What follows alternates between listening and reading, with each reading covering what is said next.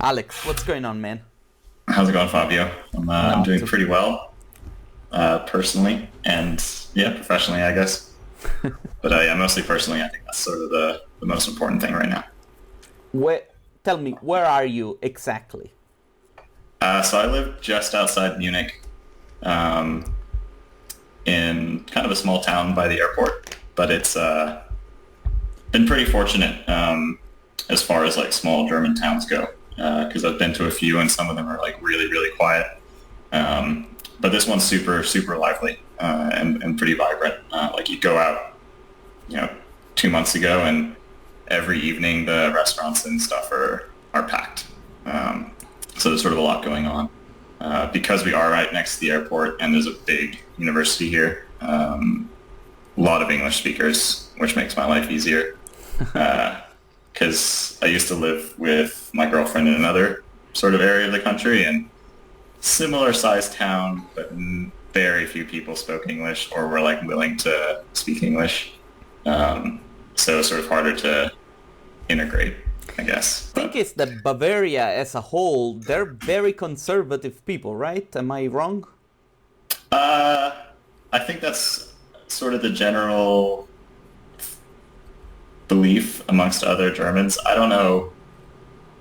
I don't really have like a good sort of lay of the land for the entire country to make a judgment call on that. Um, but they are certainly different than other Germans, that's for Yeah. sure. Yeah, they refer to themselves as Bavarian rather than German. Yeah. But Not all of them, but a not good all of them, portion. Yeah. but some of them, yeah. Yeah, that's They're that's that's basically what I was meaning when I asked you. mm, However, you have to say the standard quality of life it's really high. oh, it's crazy high. Like just infrastructure wise, I mean, Germany on the whole, infrastructure is amazing.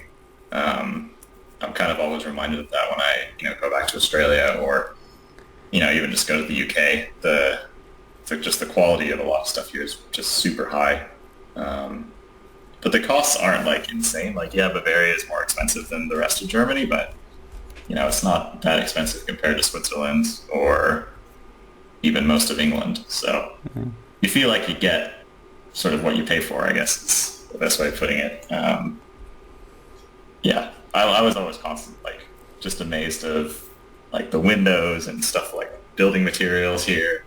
As I first visited Germany, like 2013, and it was just like, God, every window opens like two directions, and it's all double glazed. Yeah, Ah, it's wild. It's wild. I don't know why more people don't import like German windows to other countries. So, yeah, no, it's it's cool. it's crazy that we notice the same things, coming to a German speaking country. I mean, I lived in Austria for a very long time, and that was my very first thing that I noticed. I was like, the buildings here are of an amazing quality. Like, even the newly built, they're not made of carton. Like, in England, in a new apartment, the walls are so thin you can hear people picking their nose in the other room. Yeah, yeah, it's definitely a lot of that. And if you got a new house, if you're in one of the like hundreds of old houses, it's you can like see through the floorboards into the room below. Um, yeah, I'm a very much sort of a modernist, and from that point of view, so I had a lot of sort of opinions about the sort of like listed buildings in England and not being able to change stuff, and uh, yeah, strong Listen, opinions about that. listen, a But lot of people always use Germany as sort of like, what do you want to call it, a benchmark for the quality of life in Europe at least. There are a lot of people, artists, working in the field of architecture visualization, but even in VFX and whatnot, that always ask me the question: is it a good place, Germany, to live in as an artist, as a creative? And I've expressed my opinion many times, but what about you? What do you think?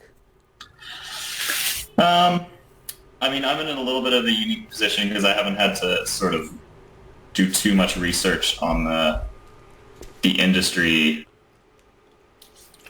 or the companies sort of around me. I've just sort of focused on like, you know, what's my business doing and what are we, what sort of like research do I need to do to find like how do the sort of clients work here? How does the market work here? But I know certainly like North Germany has a lot of studios. I would argue that it's a pretty fantastic place to live, to work for a company. Just from like a, you know, standards of living point, really, really high. There's a lot of protection as we're sort of discovering from a, you know, sick leave and that sort of point of view. The government itself, I don't really consider myself like an expert on German politics, but you know, it's been very stable for a long time, which is always good. Yeah, so I think it's a great place to live. I think because I'm not a European citizen of any kind, any sort of European country feels like a big leap in terms of making a decision to go and live there. Whereas perhaps for Europeans who can move around, there's less sort of, I don't know if you call it risk, but less sort of like of a mental leap. Mm-hmm. Yeah, I think that's kind of how I feel about it. My girlfriend works at a theater, like a cinema. She manages a cinema, and so that's obviously been closed. So being sort of hearing from her what sort of like protections and stuff have gone into effect for her job, because I know like the lockdown's supposed to potentially end in a couple of weeks, but I don't think they'll probably reopen cinemas for, you know, potentially another month or more. So it seems like there's a lot of protection for that sort of group, but because the business is based in the UK, we haven't really had to look into what's sort of going on for us. Mm-hmm. So we're in a weird sort of mix of worlds, I guess. Yeah, it's the same thing with me, you know, like I live abroad, my business is in another country, and it's dude, I always say, when you choose to take the path of entrepreneurship, you gotta take the good and you gotta take the bad. Now we're going through the bads, and this is to me a test of like survival, right? You do it if you feel strong and you feel like this did not knock you down. When this is going to be over, you're going to get out stronger. At least I hope, because of course, you know, you never know with this kind of stuff. I remember in 2008 that I actually, during the crash of 2008, I ended up making more money because I lost the job that I had. I did not lose it, but, you know, they had to cut down my hours, and the guy that was in charge at the place was very nice, and he was like, I understand that you're a student and you need this, so, you know, we're gonna try and find a way to keep you working. But they were losing money. And so because that happened and I started to work on my own, I started to make so much money making visualizations for students that then it turned out better for me to have the crash, because it then allowed me to, you know, spread my wings and fly. However, there are people that are suffering, you know, that rely heavily on jobs, and there is nothing wrong with that. It's just that this crisis showed a side of our economy that makes no sense. You know, there is no social security, there is very little budget in the banks in order for, you know, the economy to keep going when things like this happen. And so, you know, I think that hopefully when this will be over, that we as a race, the human race, we're going to reconsider a lot of things. But in my experience, I don't know, the West think the way they do. The East does whatever they want. Russia does whatever they want. America does whatever they want. Everybody does the fuck they want. And so, you know, we'll never get there. But anyway, and I think you're right. I flip between sort of pessimism and optimism as well on that front. Looking at like the larger picture, I'm optimistic that a lot of things are going to end up being better after all this sort of plays out, just from like a, social security standpoint, you know, industry standpoint, hopefully, but, it could so easily, go back to the way it was and stuff like that. Though, from what I'm hearing from like Asian countries that are weathering sort of Corona quite well, a lot of people seem to point to the fact that they learned a lot from SARS back in like 2003. So their culture and the system and society sort of set up better to react to this. And so if that's as big of an improvement the West makes, then that's something, I guess. I think it's been fascinating to sort of watch from an economics point of view how all these governments just have a ton of money all of a sudden to sort of solve these problems, especially the ones that have their own currency that can just, snap a finger and a huge percentage of the GDP just poofs into existence. But yeah, we'll see if these measures sort of hold. Yeah, look, at the end of the day, I just hope that we're gonna be able to go back to normality, because to be honest with you, yes, we are finding solutions to problems. We're able to connect with others, to collaborate online and all these kind of things. But to me, the main preoccupation is the fact that we're adding an extra layer of like digitalization that dehumanizes. And so I'm not saying this just for the artists, because a lot of us work online, but I'm saying this for a lot of different things. And like when you dehumanize the workforce, it ends up that we lose track of what is real and what is computer automated. It's a little bit like when you go on Fiverr, that you book the $5 gig and you don't even think about the fact that on the other side there is a human that has to work 10 hours, 50 cents an hour to make $5. You know what I mean? That's a really good point. Yeah. Yeah, I think it's going to be one of those things that isn't really realized or accounted for until it's potentially a little too far down the road. Sort of like Handmaid's Tale. I've heard that phrase before, but I actually don't know. You gotta look. I started to watch the series recently because I'm always very busy and I don't really have the time to watch a lot of stuff. But that show is making me dream nightmares at night. Oh, really? Okay, yeah. Handmaid's Tale. All right, I'll look it up. So you don't watch too many shows? No, I really don't. Like, now I started to watch again, like Netflix and all that kind of stuff. There were a couple of times where I was like, I'm just gonna cancel all these memberships because I don't really do anything. Like, I had to cancel my PlayStation membership. My friends were always like calling me, hey man, why aren't you coming online? I'm like, I don't have the time. But anyway, dude, listen, I want to ask you, you have a very interesting story. Like, you're from Australia, but I'm talking to an American guy, basically, because you don't sound Australian at all.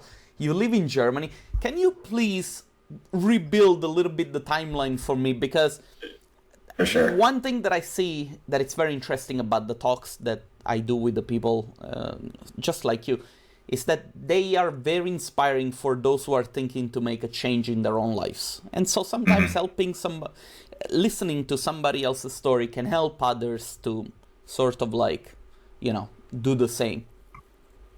For sure, yeah, we could definitely improve upon the life story that Warren tried to recount this time. He got it, he's close. But no, I don't blame him. It's a bit of a winding journey. So I was born in Sydney. I moved to the States when I was 8 with my family. We spent a couple of years in Phoenix before moving up to Seattle. And then I went through I finished elementary school, did junior and high school in Seattle. Because of the way the sort of university year works in Sydney, I took a gap year. Didn't really go anywhere, just basically worked in a bike shop in Seattle, and then went back to Sydney for university. Did about 3.5, 4 years at the University of New South Wales in Sydney. I did digital media. Yeah, digital media is what I did as my degree. And then the plan was I really wanted to do video games ever since like high school. And so the plan was to go back to Seattle after university finished.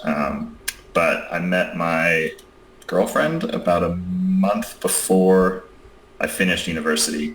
She was in Australia doing, I don't know the exact term, but there's a sort of a work and holiday visa, like a 1-year work and holiday thing. Very popular in Australia. And met her about a month before I was leaving.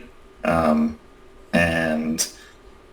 yeah, I didn't really, when I left to go back to Seattle, didn't really know what to do about it, but then, sort of decided, hey, let's, try to make it work. Still didn't really know what that meant for about a year. But I went and saw her in Germany I was in Seattle for about a year and a half, and couldn't find a job in the video game industry there, which is really big, but it's also like the best of the best. So your Bungies and your Valves and your ArenaNets and those guys all, and Microsoft obviously, all in Seattle. Would have been my dream job to work for any of those guys, but they were all looking for people with like 6 or 7 years experience, and I didn't really know anyone to get a foot in the door. But yeah, over that sort of period of failure, sort of decided about a year in, like, okay, I'll try to go to Germany. Maybe I can get like a video game job there. Couldn't get a visa for Germany. So I ended up going to the UK because I have like family there, or had family there. So I could get a visa through them. Went to the UK. Again, tried to do video games for a couple of months before pretty quickly, I gotta give up and do something. And I spoke to a guy that runs a studio out of Soho who does like AR and VR stuff. This was back in like 2014, so he was kind of like an early adopter, I would say. And he put me onto this industry of ArcViz. I had no idea it really existed, other than I sort of knew architects did models because some of the podcasts I was listening to from video game studios talked about how they had a whole bunch of guys that came from the architecture industry to do work. And yeah, got a job in ArcViz pretty quickly. And yeah, never looked back. I think in hindsight, it was probably a good thing that I didn't get a video game job. I've heard sort of horror stories about the industry from people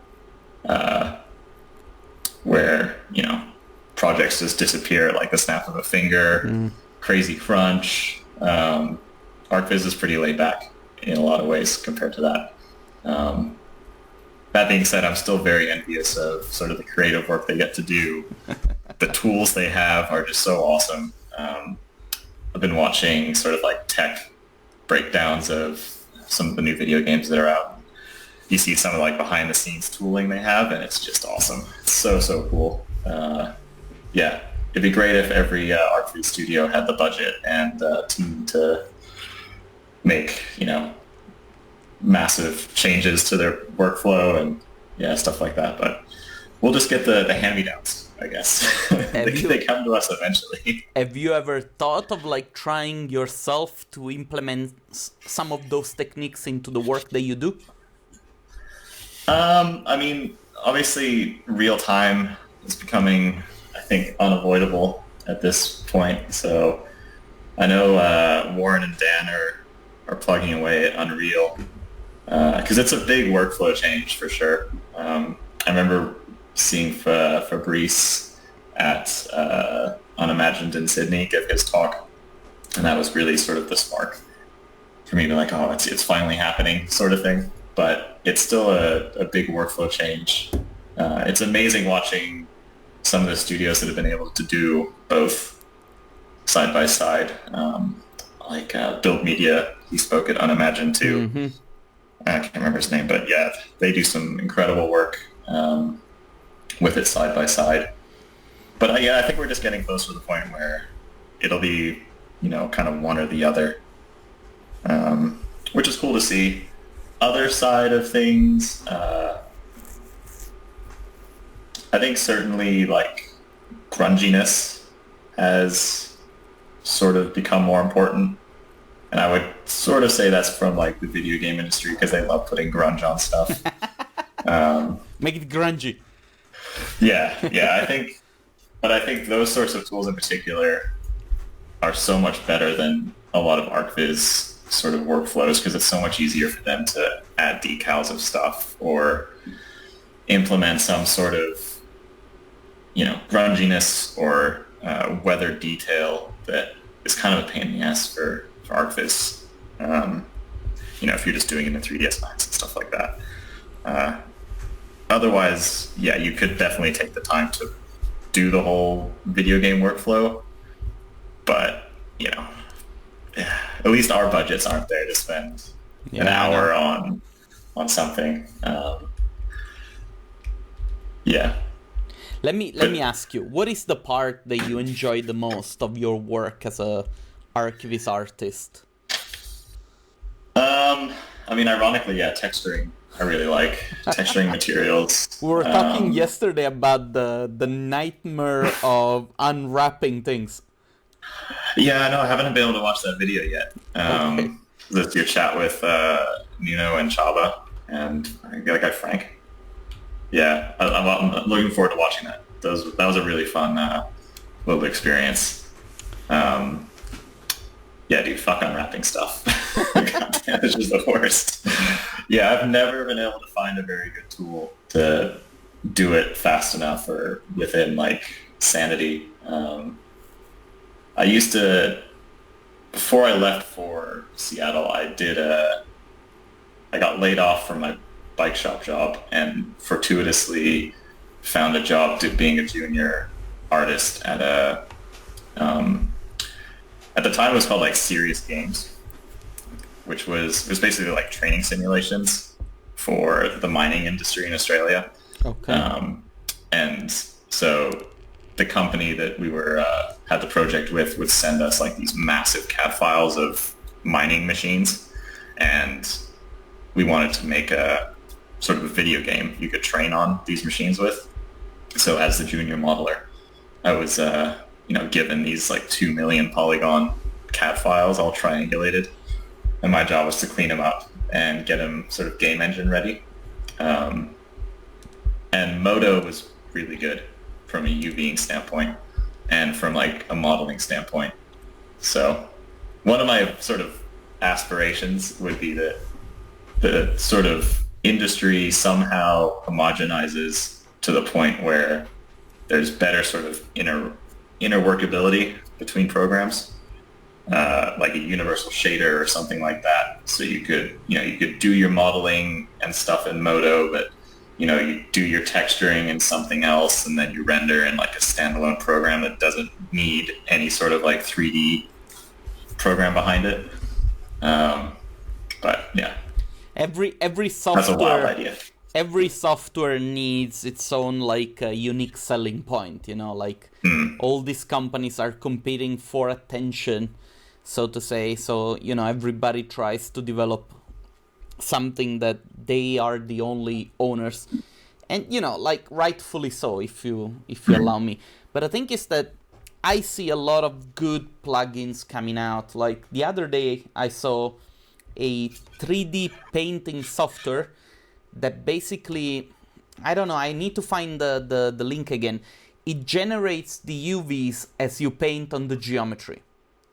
And so it's crazy because like you can simply paint on something, and you say, I want to have a detail on this edge, and it will automatically create the UV flat layout for you. And I was like, this is amazing, because you can simply like go and paint something, you know, you create the basic UV layout, and then you sort out the edges as you come along. And I just saw a quick demo of like, I think it was a ZBrush file imported inside of this painting software, and you did not have to do anything. But I don't know, I don't even remember it anymore, but I saw it, somebody posted it, and the title said something like, you will never have to UV ever again.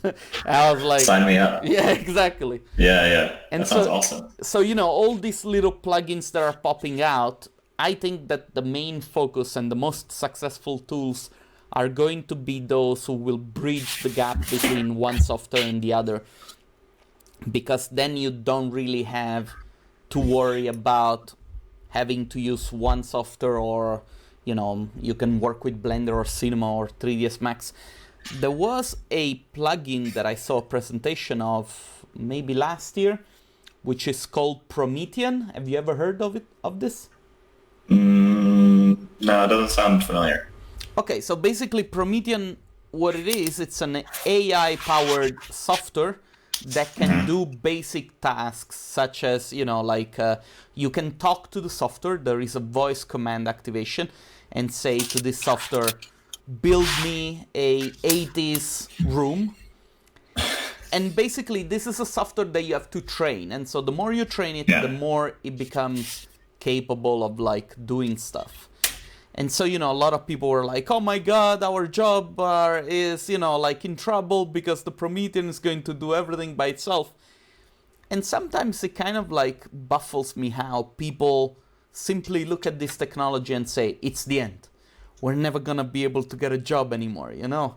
Because the reality is that between the execution and the actual possibilities, in between there is always like the human ability of understanding what's going on. And so you can be, you know, you can have the best ideas, but if you don't understand what you're doing, you're never gonna be able to go anywhere, you know? It's a little bit like, it's a little bit hard for me to explain, but you know, clients, when they come with their ideas and they say, oh, make this and do this and change this, and then you realize that the project is going in a very bad direction, the client doesn't have that ability to understand that. And so I think that software like this, which will enable people without a practical experience in making 3D or making images to actually do more damage than anything good, because people are going to be like, this is supposed to be easy, why it's not easy? Why are we doing such bad work? You know what I mean? Yeah, no, I totally understand. It's a really tricky sort of double-edged sword, though, because I feel like we're already starting to see a little bit of it with more and more architects doing like SketchUp models, which is fine for, you know, internally, and, you know, they want to sort of quickly iterate. But then I feel like I'm seeing more and more of those getting like picked up by property developers or real estate agents for like marketing purposes. And it kind of like, it hurts, it hurts your heart to sort of see these, you know, very, you know, mediocre images on real estate websites. I guess one of the things, going back to the sort of AI tools, a tricky thing will always, I think, still be is, well, I guess the argument is how much of your cost is based on your sort of technical knowledge of the tools versus your ability to sort of create something special. And I think you can kind of look at photographers, because I guess that's what you sort of end up being at that sort of point. If AI is making the whole sort of scene for you, you are just a photographer at that point. I don't really know what photographers, like really high-end architectural photographers charge, but I'd say it's probably less than what, you know, a higher-end art viz company charges. So that'll be a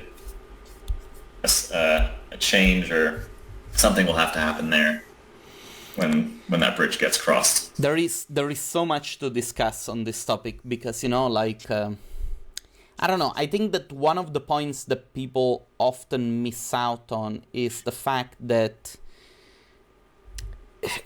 one thing that it's not understood is that good images really do the trick of making people perceive the quality of the broker or the construction company that they're dealing with. And, like, obviously this is more blatant in the Western world because, we have a cultural language which is different. We have higher needs, before we were joking about first world problems.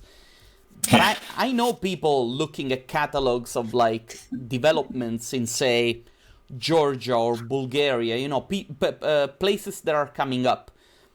And I've had conversations with them where they're looking at projects and they're like, what is this shit? Because they're looking at like badly made images. Mm. And they look at it and they say, if the person that is making this building doesn't even care about the look that the company has online with the images that they're putting out, how much do you want to trust these guys doing business with them, And so I think it's it's like this evolutionary process where people say, okay, we can get away with like a couple of SketchUp images, let's try it. It'll get to the point where people will be like, what is this stuff? It looks like cheap Chinese architecture, like maybe Chinese is not the right word to use, but like it looks like cheap stuff. Well, what is this stuff? Yeah. No, that's a really good point. And actually that, what you mentioned about sort of developing economies, and if you, there's definitely a stigma associated with, a lot of developing economies, particularly like Eastern European economies.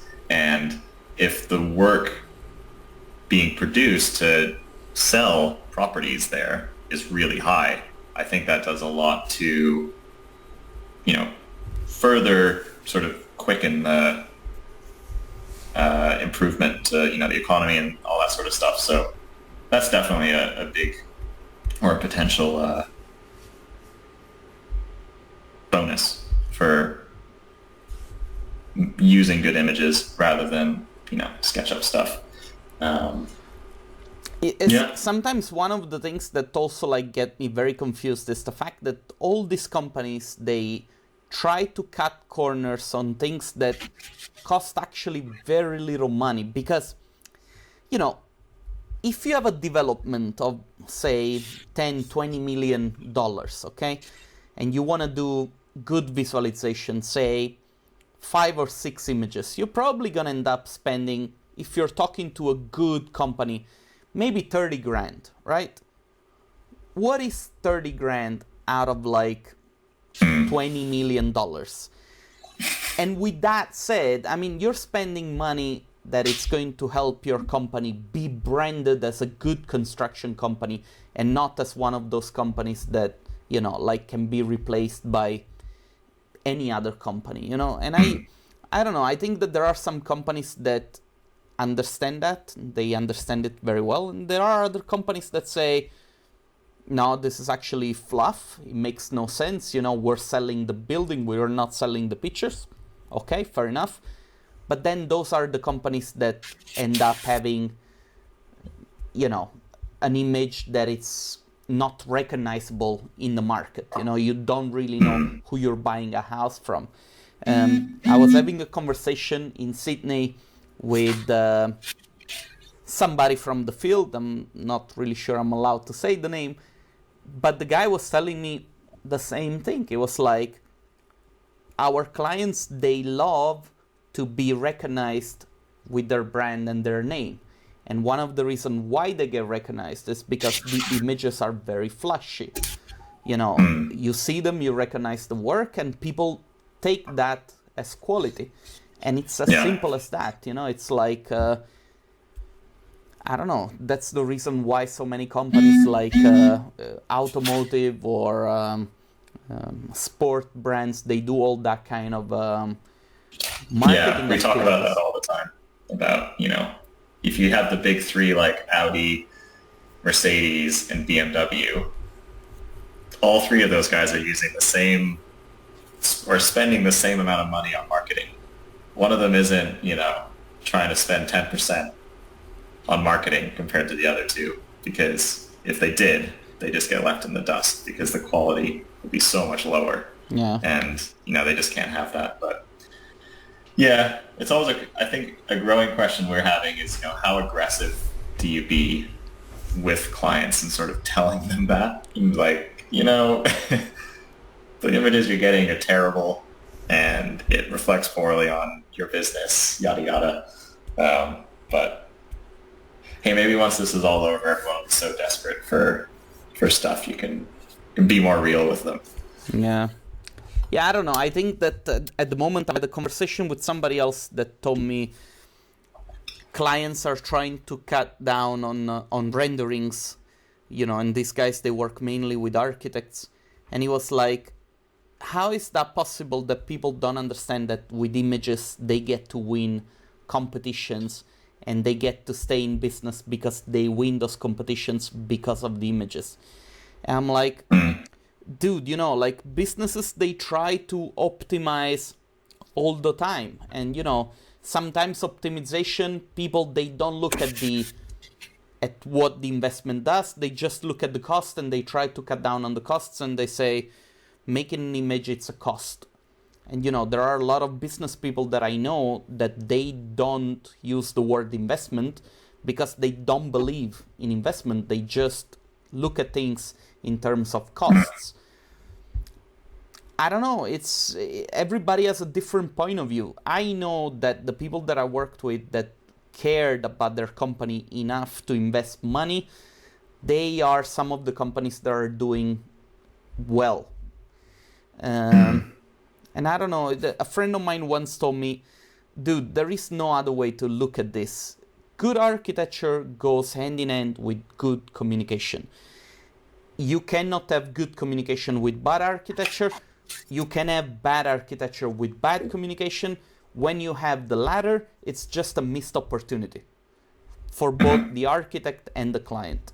And I think that this resonates a lot with me. It's hard to make people understand that. I think that our job is to continue that conversation openly and not be afraid of being judged because, we're trying to sell our service.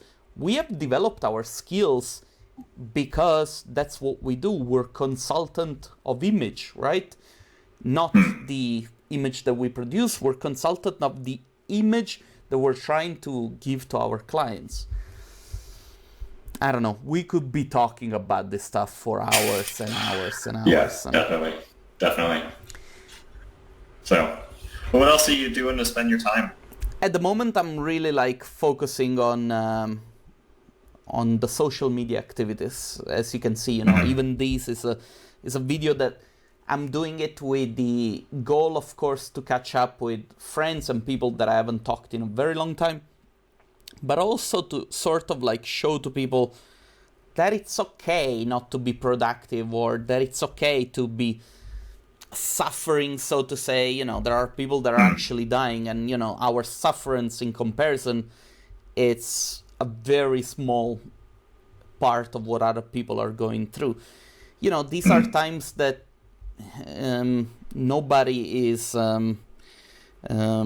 what do you say it?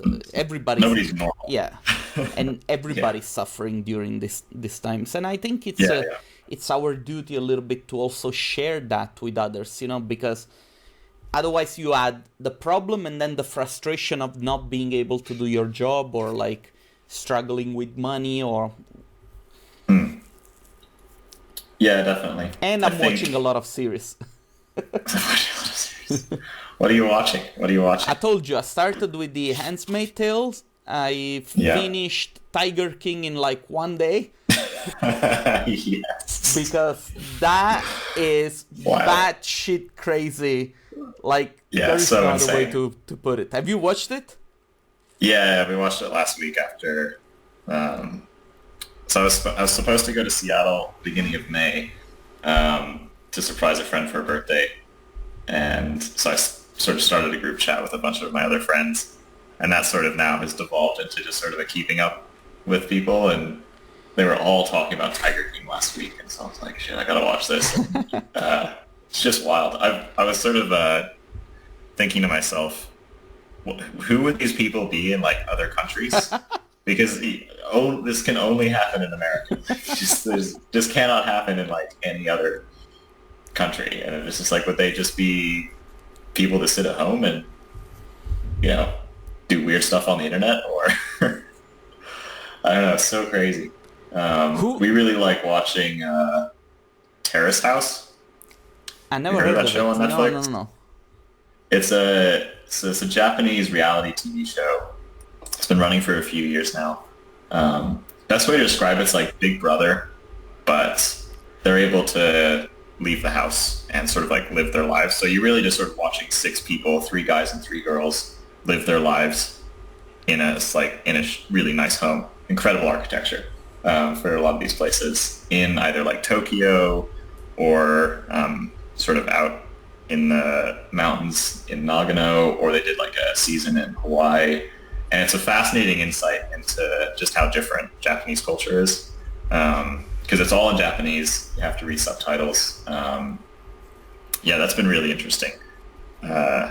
Just sort of getting to, besides like an insight into Japanese culture overall, just getting insight into sort of very different people's own personalities. Because they're sort of filmed like 24 hours a day.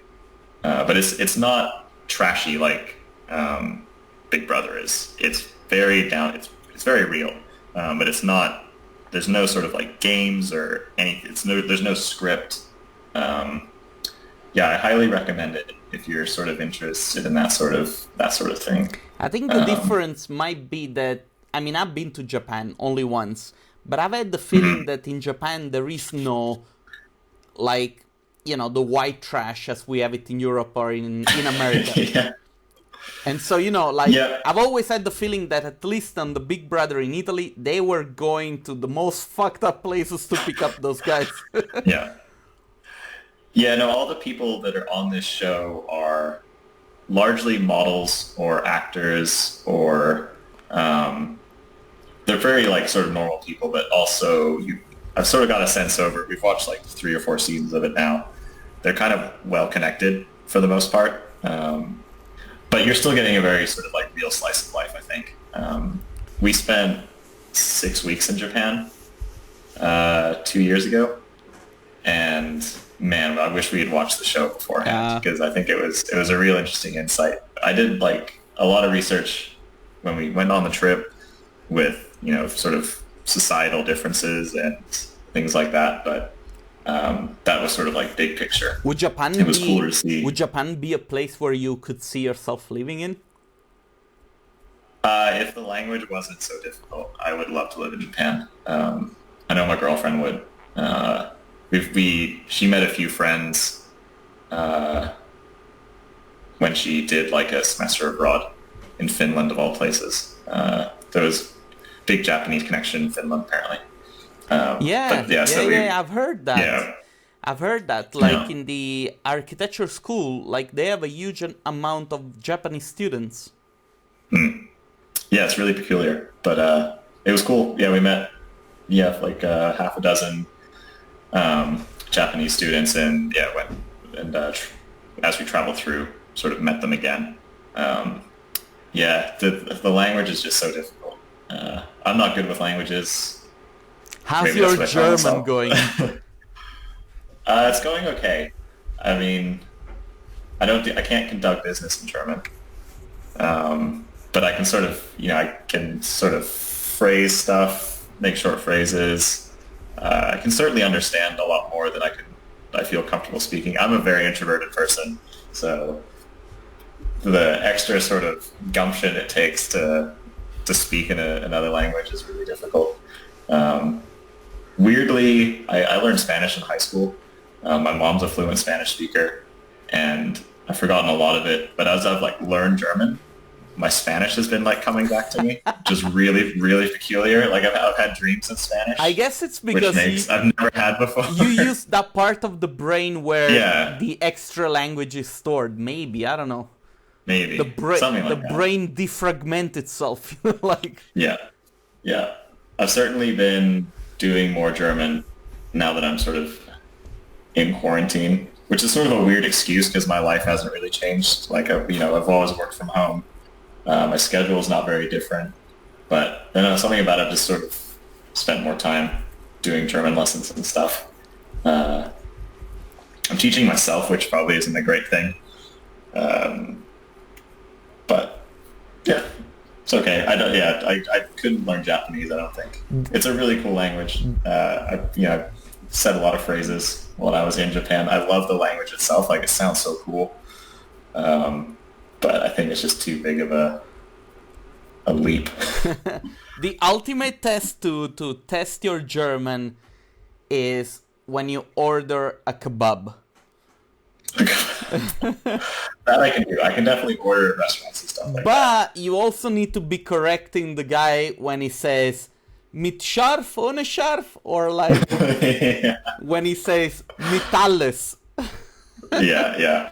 Oh man, so funny you say that. I think the second time I visited Germany, my girlfriend had to go somewhere, and she told me to get her a kebab, and she like told me very specifically what she wanted, and then I went and got the kebab, and I couldn't understand the guy, and I was just like stupidly shy and like didn't want to correct him or anything. It was just so embarrassing even saying it. And then she, gave me a kebab, and then I went and brought it to my girlfriend. She's like, "This isn't what I wanted." And I'm like, "Oh god."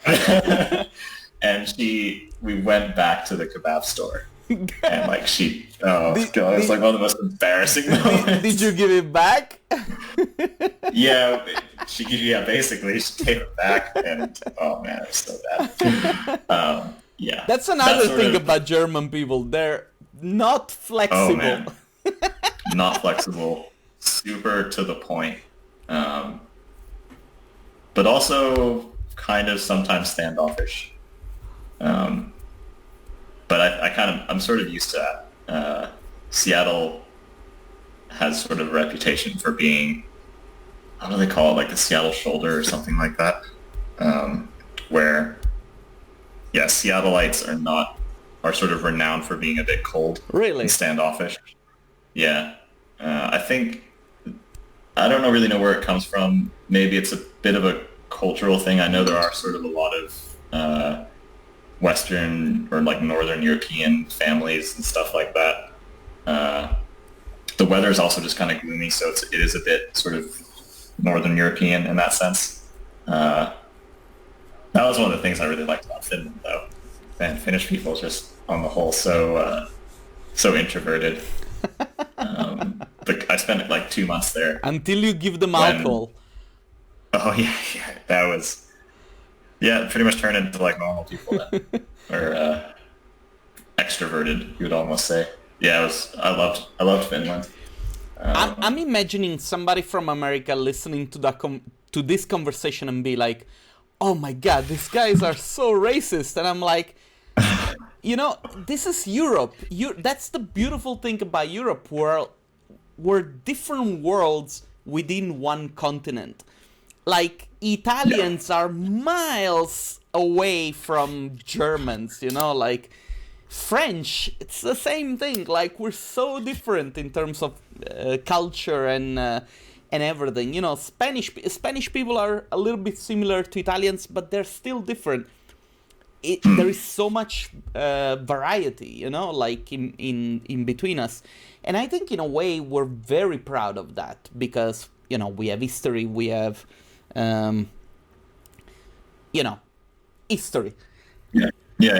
I think it's a fantastic thing to sort of try and experience is, working in different countries, learning learning the culture, but also learning the sort of different managerial styles, different sort of work ethics, or, finding out what's important to people. I mean, it'd be like American stereotyping different states. It's not that different, I think, from that point of view. Like, A friend of mine is teaching in Canada. mhm. Okay, maybe I've said already too much, but anyway, he told me that he's having a very hard time teaching there because, like, they have guidelines as of how they need to be speaking to people, and so there are certain things that they're really not allowed to say, like you cannot ask somebody where they're from on campus, or Interesting. at least in this university, or like, for instance, there is no complimenting people on their language. If somebody's like an exchange student and you want to tell them your English is so good or stuff like this. And I don't know, I was having a conversation with him. He's very happy. He says that, he's in the French part of Canada and he loves it. He says it's one of the coolest places to live, and it's cold, but it's a beautiful place. But he was like, it feels weird as a teacher to always be on like spikes, or what do you want to call it? Like, it's always dangerous. Yeah, walking on glass, on or glass like shells or something. Yeah. And it's like, and I'm like, in Europe it's totally different. Once I was in Serbia, and I was giving a lecture. Some friends of mine invited me. They were organizing an event, and I remember like making jokes with people, and those guys, they would just like make a heavier joke than mine, and I was like, God, it's a good thing to be in a country where they don't care about that kind of stuff. It wasn't anything like heavy, but it was stuff that I can see it in the Western world being like, oh my God, that guy said that, But anyway, yeah, I don't know, man. These are weird times. There is so much weirdness that it's happening. I really don't know how to make sense of what it's going on around me. Yeah, we're definitely sort of just going along for the ride. Yeah, I think, at this least point. as of now, yes. Yeah, that's kind of how I feel about it. I think it'll be interesting to see what sort of happens over the next couple of months with sort of so many people working from home. I know I've already started to see posts and stuff about, I'm getting stir crazy, and it's going to probably only get worse as the weather gets better because everyone's sort of cooped up. Like here we get like 1 hour of state-sanctioned exercise. So this is why I still feel pretty fortunate, because it really hasn't affected my routine that much. We can't go out on like a weekend drive somewhere or something like that, but maybe like 10% of my life is restricted, whereas other people's is obviously completely turned upside down with having to school kids and stuff like that. Warren. So yeah. What about It's interesting how. No, go ahead. No. What about exercising? Because you mentioned that you do. What do you do? 1 hour of exercise every day? If I feel like it. Otherwise, no. No, I've definitely tried to be better. I just ride my bike. It certainly helps that the weather's better now. I think just yesterday was the first time that I've ridden my bike around, and it's been over 20 degrees. So. Are you allowed to go around with your bicycle? I hope so. I'm pretty sure. Yeah, okay. I'm pretty confident. Yeah, I guess if you manage to keep yourself away from others, why not? Yeah, there was definitely a point made that cycling clubs aren't allowed. Okay, so groups of people. But yeah, I mean, you know how, like, I'm sure Austria is very similar with these sort of small towns. I'm like right on the edge of like a forest/farmland. Mm-hmm. So, I'm not cycling through busy city streets or something. If I go out, I'm the only person I see on the road besides cars. That's beautiful. Yeah. No, it's really nice. Which bike do you have? So I have it's called a Genesis. The brand's called Genesis. I bought it in the UK when I was living there to commute So yeah, it was kind of bad timing. I bought it. I worked at a bike shop briefly when I got to the UK to keep money coming through the door while I was looking for work. And I thought I would be getting a job in London. So I bought a steel single speed because I wanted something that was going to be reliable and like durable. Sturdy, yeah. But I know, to save money, I know I didn't need gears, so I went with a single speed. But then I ended up getting a job in like the Surrey Hills area, south of London.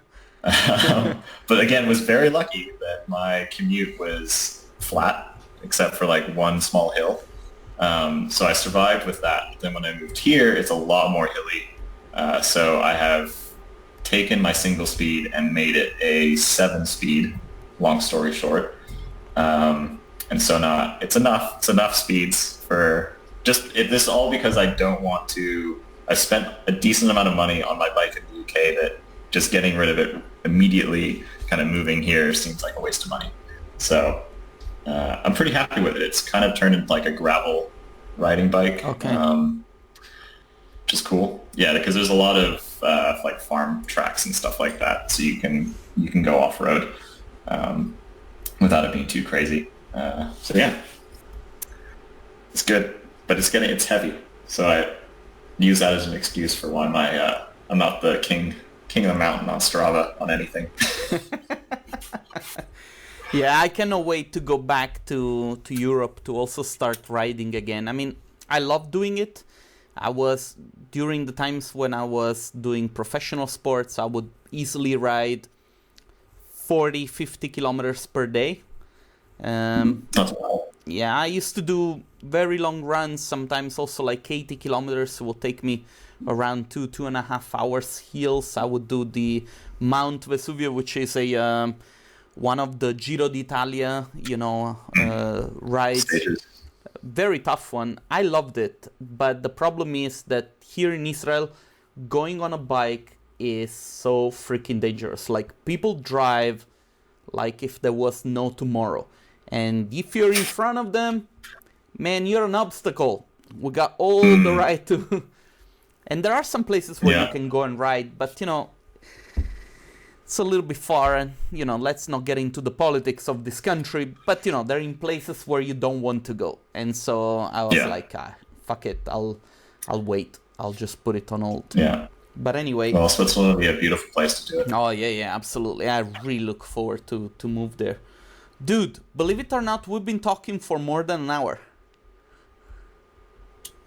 Wild. I've got to go to the mail, or the Zoll Bundesstadt or something like that. You ordered something from abroad? Yeah, ordered something from China like 6 weeks ago. And now I've got to go pay customs on it because they don't come to the house anymore. Just clean it, okay, when you get it. Yeah, I think it's been sitting there for like a week now, so it's probably... Should be fine. It's probably fine. Should be fine, yeah. But it's good, man. It's good to chat to you. Dude, it was a pleasure catching up, and I really hope that we're gonna get a chance. I don't know when. It doesn't matter. No need to talk about it. To give you a big hug and see you in person again. That's the joke I keep hearing when this is all over. I can't wait to rub your face. I can't wait to touch... Just like Kevin Hart says, Yeah. Oh, man. Dude, thanks a lot for spending this time with me. Don't go anywhere. I'm gonna stop the recording and then I can say goodbye one more time. All right? Cool, sounds good.